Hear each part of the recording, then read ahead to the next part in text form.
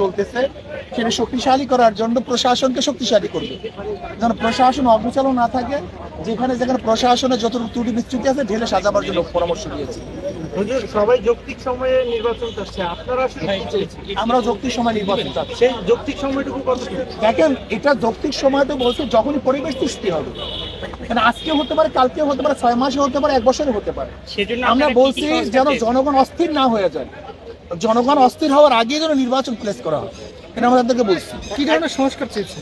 আমরা সংস্কার চেয়েছি যেখানে কোনো দুর্নীতি থাকবে না, দুর্নীতি মুক্ত প্রশাসন যখনই করতে পারবে, মানুষ তাদের ভোটাধিকার প্রয়োগ করতে পারবে, মানুষ নির্বিঘ্নে ভোট কেন্দ্রে যেতে পারবে, ভোট দিতে পারবে, এরকম পরিবেশ যখনই সৃষ্টি হবে তখনই নির্বাচনের ব্যবস্থা করে এবং পিআর সিস্টেমের সংখ্যানুপাতিক হারে নির্বাচনের ব্যবস্থা করার জন্য আমরা প্রধান উপদেষ্টার কাছে দাবি জানিয়েছি। অর্থনৈতিক সংস্কারের জন্য আপনারা কোনো প্রস্তাব দিয়েছেন? হ্যাঁ, আমরা বলেছি অর্থনৈতিক সংস্কারের জন্য বলেছি যে সিলেটে পরিবেশের নামে যেখানে পাথর উত্তোলন করতে আমাদেরকে বাধা দেয়, এটা আসলে ভারতের চক্রান্ত। আমাদের দেশ থেকে আমরা পাথর তুলবো, সেখানে পরিবেশের কি আছে? অথচ ভারত থেকে পাথর আমদানি করার জন্য একটা পরিবেশের দোহাই দিয়ে আমাদের এলাকা থেকে পাথর উত্তোলন করা বন্ধ করে দিয়েছে। আমরা বলছি এইটা আপনার জলদি ছেড়ে দেন, সেখান থেকে আমাদের বিশালটা বেনিফিট আসবে, অর্থ আসবে। এরপরে বলেছি বিদেশে রেমিটেন্স আনার জন্য আমাদের যারা প্রবাসী বন্ধুরা আছে, রেমিটেন্স জমদাররা আছে, তাদেরকে উৎসাহিত করতে হবে কিভাবে তারা রেমিটেন্স আমাদের কাছে পাঠাতে পারে।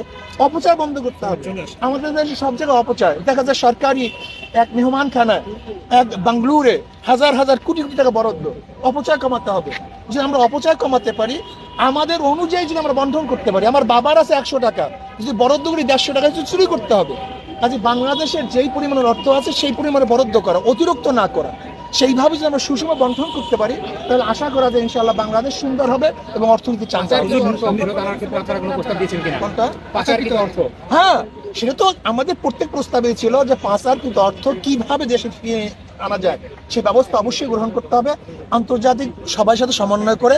পাচারকৃত অর্থ এবং যেই অর্থবাজরা পাচার করছে যদি সেখান থেকে আনতে না পারে তাহলে দেশের তাদের যে সম্পত্তি আছে তা বাজেয়াপ্ত করে সরকার ফান্ডে জমা দিতে হবে। দুইটা বিষয়, একটা বিষয় হচ্ছে নির্বাচন কমিশনের বর্তমানে হাবু আউয়ালকে অবশ্যই পদত্যাগ করতে হবে এবং যারা 14, 18 এবং 24-এর নির্বাচন উপহার দিয়েছে, রাত্রের ভোট দিয়েছে এবং যারা প্রশাসনের নির্বাচন উপহার দিয়েছে তাদেরকে অবশ্যই বিচারের আওতায় আনতে হবে। হুজুর, দুইটা বিষয়, একটা হচ্ছে নির্বাচন নিয়ে কি আলোচনা হয়েছে, আর দ্বিতীয় বিষয় গতকালকে আপনাদের যে সম্মেলন হয়েছে সেখানে আপনারা জামাত ঐক্যের আহ্বান করেছেন, এই বিষয়টা কি জামাতকে আসলে কোনো সাড়া দিয়েছে কিনা? না, আমরা বলেছি জামাতের সাথে হক্কানি উলামায়ে কেরামের যে বিরোধ আছে, যে ইখতিলাফ আছে, মতানৈক্য আছে, জামাতের এখন সুবর্ণ সুযোগ। যদি সেই মতানৈক্যগুলি মিটিয়ে দেয় তাহলে জামাতের সাথে ঐক্য হওয়াটা খুব সহজ হয়ে যায়। আর যতক্ষণ পর্যন্ত হক্কানি উলামায়ে কেরামের সাথে মতানৈক্য না মিটাবে ততদূর পর্যন্ত জামাতের সাথে ঐক্য হওয়াটা অনেক দূরত্ব পয়দা হবে, কাছাকাছি কঠিন হয়ে যাবে।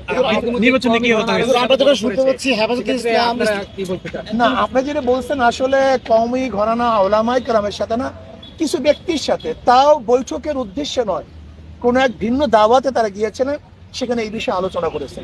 শেষ প্রশ্ন, অনেকে বলছে যে 2বারের বেশি প্রধানমন্ত্রী হওয়া যাবে না, এই প্রস্তাব রেখেছেন, আপনারা এটাকে কিভাবে দেখেন? দেখেন, আমি মনে করি একবারের প্রধানমন্ত্রীও যদি এই শেখ হাসিনা মার্কা হয় তাহলে একবারও আমরা সেই প্রধানমন্ত্রীকে চাই না। আর যদি আদেল, ইনসাফগার, ন্যায়পরায়ণ, মানুষের সেবক, মানুষের উন্নয়ন করতে পারে, দেশের উন্নয়ন করতে পারে, এরকম প্রধানমন্ত্রী বারবারও হয় তো সমস্যা কি? কিন্তু আমাদের সমস্যা হলো দুর্নীতি। আমরা যেই একটা আমাদের যে দর্শন লালন করতে, দর্শনের মধ্যে ভুল। আমি দর্শনটা দেবো নাকি 1 মিনিট? এক ব্যক্তির নাম এ, এক ব্যক্তির নাম বি, এক ব্যক্তির নাম সি, তিনজনের চোর, ক্ষমতা এ, সে কি করবে? চুরি করবে। হটাও এ, বসালাম বি, সে কি করবে? চুরি করবে। হটাও বি, বসালাম সি, সে কি করবে? চুরি করবে। কারণ হলো ব্যক্তির পরিবর্তন হয়েছে, দলের পরিবর্তন হয়েছে, নীতি আদর্শ পরিবর্তন হয় নাই। ওসি পরিবর্তন হয়, ঘুষের পরিবর্তন হয়েছে। আপনার এসপি পরিবর্তন হয়, ঘুষের কি পরিবর্তন হয়েছে? কারণটা কি? চেয়ারের পরিবর্তন হয়, লেকিন আদর্শ পরিবর্তন হয় না। আজকে দেখেন 5ই আগস্টের পরে 2-3 দিনে যারা লুট করছে, তরাস করছে, দখল করছে, চাঁদাবাজি শুরু করছে, এরা যদি দ্বিতীয়বার ক্ষমতায় আসে তাহলে কিভাবে বুঝতে পারেন যে দেশ চাঁদা মুক্ত হবে, দুর্নীতি মুক্ত হবে? হুজুর, একটা জিনিস শুনতে পাচ্ছি যে ইসলামী আন্দোলন বাংলাদেশ, হেফাজতে ইসলাম এবং জামাত ইসলাম মিলে একটা ইসলামিক জোট হতে যাচ্ছে। এবার আসলে আপনারা কি এই প্রশ্নের জবাব আমি দিয়েছি, একটু যদি ডিটেইলস বলতেন, এটা কি আসলে জোট হতে যাচ্ছে কিনা? একই ব্যক্তি বা একই দল যদি বারবার ক্ষমতা আসে তখন সেখানে অবশ্যই স্বৈরাচারী একটা মনোভাব চলে আসে। না, আমি মনে করি আদর্শ ভিত্তিক ব্যক্তি যতক্ষণ পর্যন্ত ক্ষমতায় না আসবে, নীতি ও আদর্শ ভিত্তিক ব্যক্তি যতদিন ক্ষমতায় না আসবে, একদিনও যদি চোর ক্ষমতা আসে একদিন সে চুরি করবে, 2 দিনের জন্য যদি দুর্নীতিবাজ ডাকাত ক্ষমতা আসে সে ডাকাত দুর্নীতিবাদ করবে। আমি মনে করি আদর্শ এবং নীতিবান ব্যক্তি যতক্ষণ পর্যন্ত ক্ষমতায় না আসবে ততক্ষণ পর্যন্ত যত চেষ্টা করেন না কেন মাদার গাছ লাগিয়ে আমের আশা করা যায় না। এগুলি বাস্তব।